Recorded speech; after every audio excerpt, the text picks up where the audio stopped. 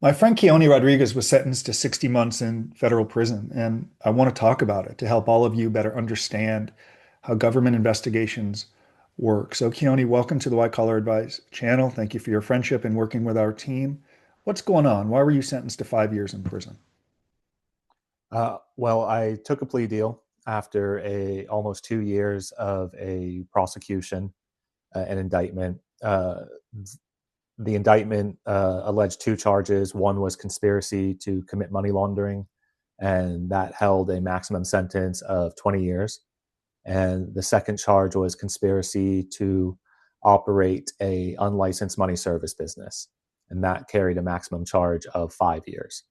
After nearly 2 years of fighting, a deal was offered to drop the conspiracy to commit money laundering, in return accept responsibility for the unlicensed money transmission, and we ended up taking that deal. Before we get more into the specifics, I'd love it if you'd give a few minutes on your background, the Cuban connection, going to Europe as a younger guy, working and building your business, and not necessarily pursuing school, wanting to get into the workforce. I enjoyed learning Yeah, more about your story through the narrative. So give us a few minutes of growing up and how you got to that Bitcoin conference in 2013. sure. Yeah, so I grew up in Miami Beach. My dad is was a Cuban immigrant. He came right after the revolution because his parents saw the writing on the wall in Cuba and said, "Hey, we better get out of here." So he moved to the United States. My mother was or is a English citizen who met my father on the beach in Mhm. Miami, and they had me there. And growing up, it was, growing up on Miami Beach, it was fun. And lots of different cultures around you, lots of stuff going on, lots of stuff to do. I wasn't a great student. Um, I got bored very easily at school. I was smart, but just wasn't engaged, let's say. And that kind of followed me all throughout my school career, from elementary all the way up to the beginning of high school. Um, by middle school, though, I had got my first computer and became really interested in early web design and coding. So, I mean, we're talking, early 2000s here, um, and took to that like you wouldn't believe. I consumed myself with learning how to code, learning how to build websites, and I started building websites for first for my church, and then for friends and family, and then eventually for businesses and artists who were looking to expand their reach. By this time, I was 16, and I kind of said, I can build a career doing this, and I don't need to finish school to do it. I talked to my dad about it. He agreed, and I dropped out of high school at 16 and began working with computers um, from then on. And I've never stopped working with computers since then. And it was a risk, but I think ultimately it served me well. I had a pretty successful career in web development, and then later product development and mobile application development. Um, and by 2012, I was living in England at the time, again, because my mother is from there. So I'm able to go and live there if I wanted to. And I learned about Bitcoin from some friends, and I went to a Bitcoin conference in London. And long story short, I ended up meeting the founder of what would become one of the most successful Bitcoin companies in the world, called Mhm. blockchain.com. And I got a job there as the eighth employee. It was an amazing time. I worked with Roger Ver, who's a figure I'm sure a lot of people are familiar with. I worked with CZ, who is another figure that it's hard to miss in the crypto circles, and various other people. And it was while I was working at blockchain that I met my friend and my partner, and who would end up becoming my co-defendant in this matter, Bill. And we decided to work together from that point on to build software. In fact, that's what I want to talk about. If I can go through a little glimpse of your well-written narrative for to get a better, I love what you wrote here because it's so clear. You wrote, from the outset, we designed Samourai to be non-custodial, meaning that the users and only the users controlled their funds. We never had access to their money. The software itself was free to download. Our code was open source and anyone could review it. To support the business, we offered optional paid features. Then you get into Ricochet and Whirlpool. Can you touch on those for so we can learn? It's fascinating. Yeah, absolutely. So first, I think it makes sense to start with what's the problem we were trying to solve with Samourai Wallet. And what a lot of people don't realize is that cryptocurrency and Bitcoin in particular is not private by default in the way that most normal people would expect financial data to be private. So, for example, when you go to Starbucks and buy a coffee, the cashier doesn't know your financial history just because you bought a coffee from her, right? She doesn't know what you did in the past. She doesn't know what you're going to do in the future. She doesn't know your net worth because that would be crazy. With Bitcoin, though, if I spend Bitcoin or send Bitcoin to someone, they can find that information out because the whole network is public. And we built Samourai Wallet to start trying to fix this problem of a totally public financial system. And so going to what those two particular pieces of software were within our wallet, it's hard to explain without getting too technical. So I'll be very, very high level. When you have a platform or a protocol like Bitcoin, which is totally open and transparent, anyone with an internet connection can look at what's called the blockchain and see this information. You can't change that. That's a fundamental aspect of the system. So in order to add privacy to a system like that, you have to create confusion, right? You have to create uncertainty. So that when someone does go onto the public internet-based blockchain and look, they don't really know what they're looking at. It's too confusing. So both of those softwares created confusion using mathematics to bring a certain basic level of privacy to the users of Bitcoin. Understood. Now, you reading the narrative and going through your life, how hard you worked to get to that position, not doing any of that to someday become immersed in a government investigation. And I think part of what's so compelling about your case, unlike mine, my crime was a crime in any administration. Biden or Right. Trump, you're prosecuting what I did as a stockbroker 2 decades ago. It's always bad decisions. But we had an administration who was prosecuting people for making bad decisions in this crypto space. And I have said they presumed if you touched crypto, you were a criminal. And it was really hard to change the narrative that had been built. So I think part of what's compelling is this administration or other administrations never would have brought this for prosecution. Yet here you are going to prison for 60 months. So I want you to talk about why this administration perhaps isn't pursuing it to the degree that the prior administration was. And also, when did you learn, despite not having bad intentions, only wanting to build a business to help people, that the government alleges you crossed the line? Right. Yeah. So, I mean, it's important to point out that uh, by the time we figured out about the indictment, there was no advance notice. There was just a raid, an FBI raid on my house at 5 in the morning. They love the So raids. It's a big they show. sure do. It's a big show, 40 to 50 agents, drones, armored vehicles, lots of guns, the whole 9 yards. So prior to that point, April 24th, 2024, we had no idea. We had no idea that we had crossed a line or that the government thought we had crossed a line. We had lawyers, we had people that investigators could have reached out to. Um, they never did. And it's also important to note that Samourai at this point had been operating for almost 10 years, Mhm. openly and notoriously, right? We weren't hiding anything about our operations because no one thought what we were doing was illegal. So yes, it was a pretty dramatic way to But find did you out. know why they come and get you at, had they got me at 5 a.m., I'd have had an idea why. When they show up, are you like, you got the wrong house. Were you just taken aback? Yes, I was very much taken aback. I mean, I had an inkling that it would have to have something to do with Samurai Wallet because that's really all I did. That's all I worked on for 10 years.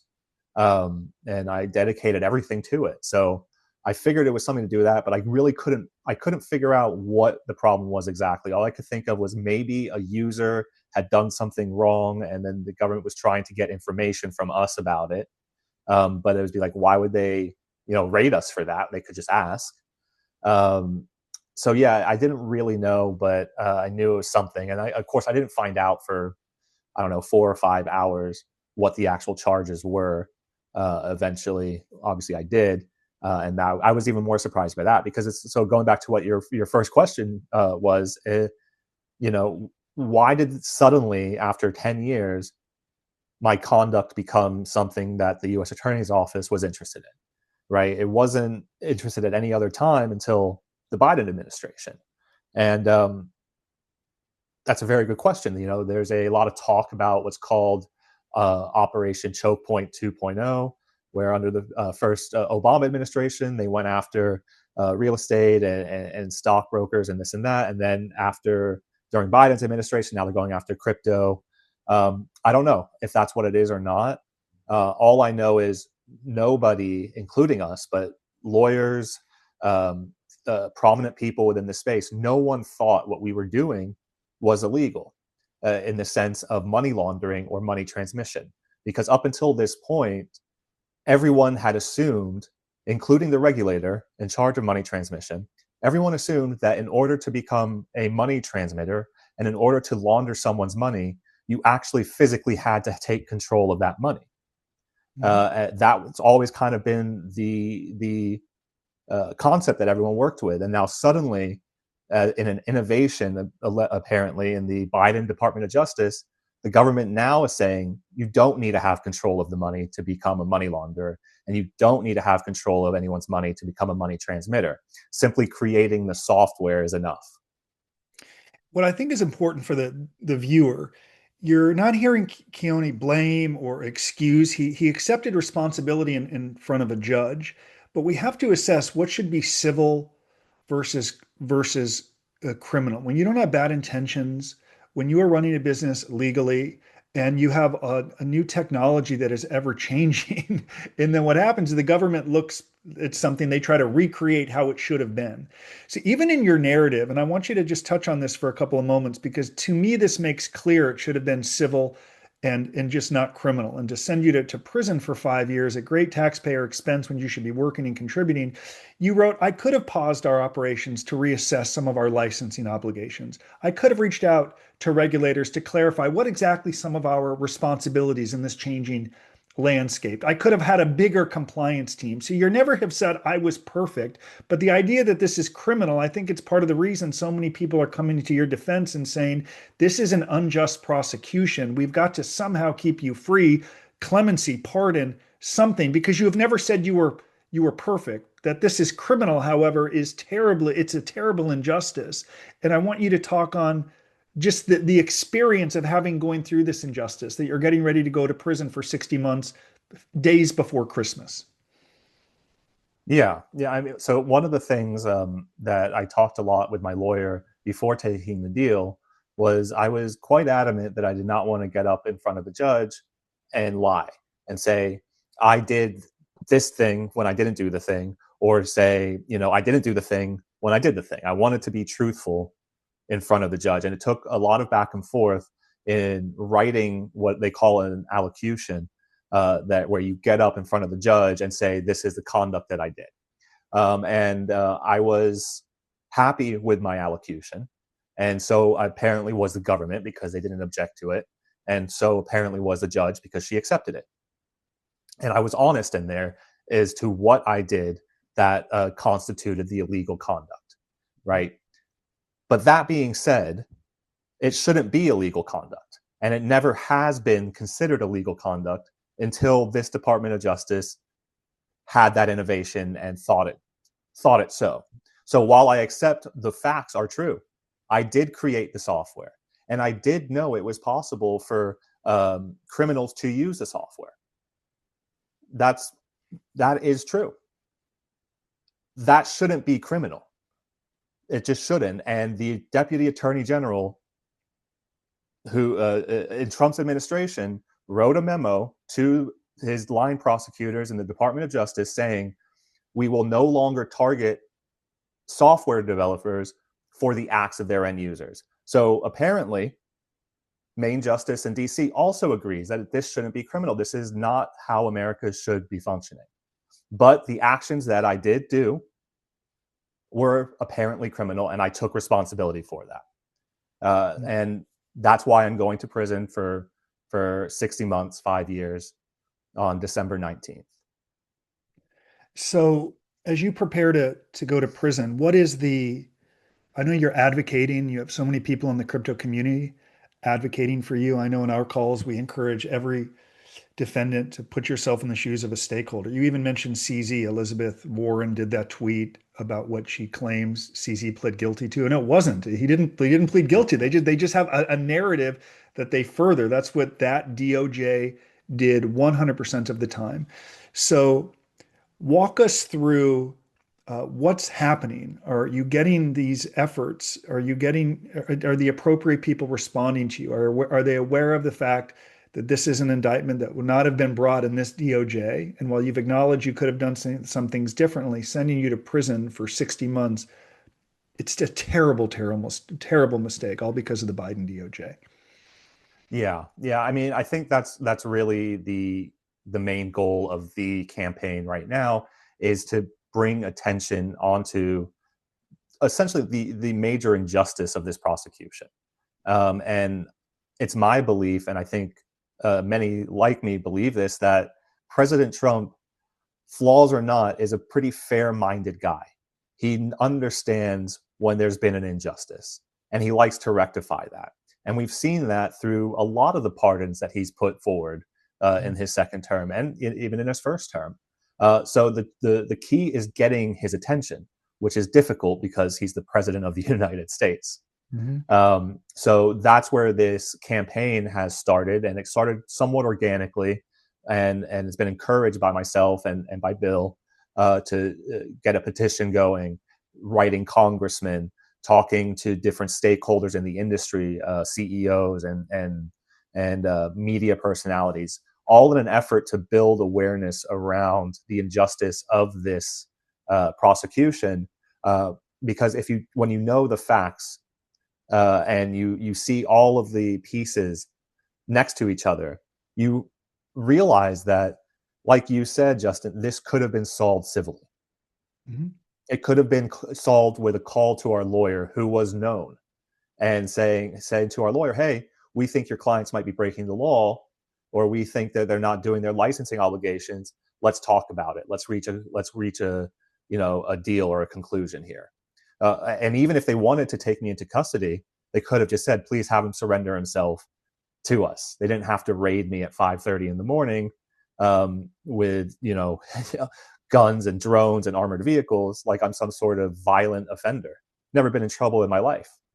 Well, what's interesting with the criticism that comes to President Trump is what he actually did in passing the First Step Act.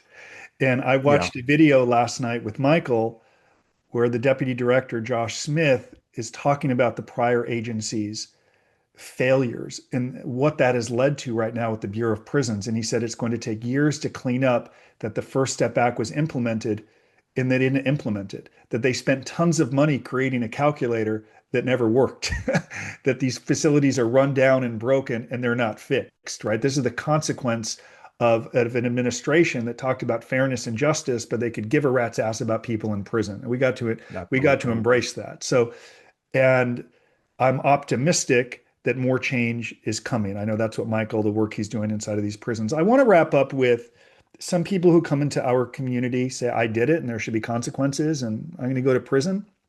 Others are a little more jaded, saying, in retrospect, I could have done some things differently. But you know what, man, I've lost a little faith in this country. There's a harm, there's a wrongdoing that's existed here. How do you feel as you get ready to surrender for what is, in my opinion, and you know how long I've done this and how many people our team has worked with. I think it's a sickening, ridiculous, awful sentence. I think the whole thing is just wrong. As an American, how are you feeling as you get ready to go in? Not great. Not great as an American. I've said this a few times now in different interviews, but before you go face to face with the Department of Justice, you have an inkling in your head that maybe something's wrong with our justice system, but it still is probably the best in the world, right? And it's still probably staffed by people who care about the truth and care about the law. Um, I don't believe that anymore after spending as much time as I have going head to head with them. And that's an unfortunate thing because as an American, I want my justice department and my justice system to be the best and the most fair and the most in search of truth. And unfortunately, that's just not the case. I've dealt with prosecutors who have just lied and who have hid evidence and who, get away with it over and over again. And if it's happening to me, which is a pretty simple white collar case, I can't imagine the kind of abuses that are going on against other people in this situation. And maybe people who just don't have the resources that I had to try to fight it. And maybe people who don't have the resources that I have to amplify the message. They just are trampled by a Justice Department that is a behemoth. So no, I'm unfortunately don't feel good as an American about our system. I think it needs a dramatic reform. And I think that a good Justice Department should be about the truth and only the truth, even if that means dropping a prosecution, even if that means, saying, oh, we got this one wrong, right? Now that we've examined the evidence further, we made a mistake and we're going after the wrong person. And that's just unfortunately not how it seems to go. So, how can people support your mission as you pursue clemency or commutation, pardon? I'd like to put up a link in the description. How can people support those efforts? Sure. Yeah. So we've created a website called billandkeonne.org. That's Bill and KEONNE.org. It's a pretty simple website. It kind of gives you the rundown of what the case is and some of the highlights of it. And there's two call to actions on there. One is to sign the petition, which is free and easy, and I would encourage everyone to do that. The more signatures we have, the better our chances of gaining attention. We're going for a goal of 100,000 signatures. And then the second thing you can do is donate to our families. My wife Lauren and Bill's wife Sabrina are going to be, without their husbands for the next 5 years. If it's in your heart to, we have a Give Send Go link on there to contribute to us. And if you don't want to do that, that's totally fine. But please do sign the petition. I will put all the links in this video. I'm thankful that you're in our community. As of now, you're still going to prison in 2 weeks, which means I need to see you Tuesday for our client-only call as we talk Yes. about more about life on the inside and making the most of the experience. And I think you've always accepted what's coming. And if you're going, you'll serve your sentence with dignity and a plan. But still, let's do all we can to keep you free. So thank you for sharing your story with the White Collar Advice community. Thank you, Justin, and thanks everyone.